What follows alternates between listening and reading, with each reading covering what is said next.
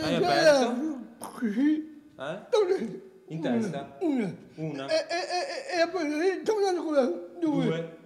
Malmenato è preso a bastonate in testa dai ladri nel cuore della notte, dopo averli scoperti in casa mentre mettevano a soqquadro le stanze in cerca di contanti. Si è trasformata in una violenta rapina l'incursione di 4 malviventi penetrati sabato notte in un'abitazione isolata delle campagne di Montagnana, in via Rovenega, dove vivono 2 fratelli, Angelo e Giovanni Castagna.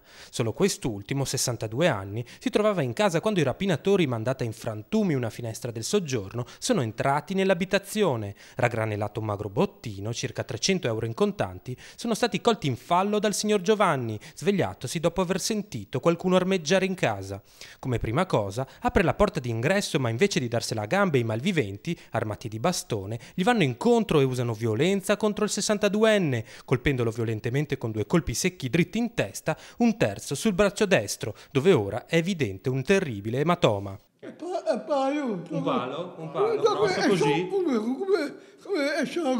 I ladri, dopo aver rubato le chiavi di un'autovettura, si danno così alla fuga e Giovanni, frastornato, prima chiama il fratello per chiedere aiuto, poi, stremato, aspetta il suo ritorno a letto al pian terreno dell'abitazione. L'ho visto, mi sono accorto che il cuscino era sangue, no, io l'avevo scoperto, era il marito che era. Ma io era tornato a letto poi dopo. Sì, era tornato a letto, lui dormiva. Poi la corsa in ospedale e la denuncia di quanto accaduto ai carabinieri, che stanno indagando sul brutto episodio. Hai preso paura? no,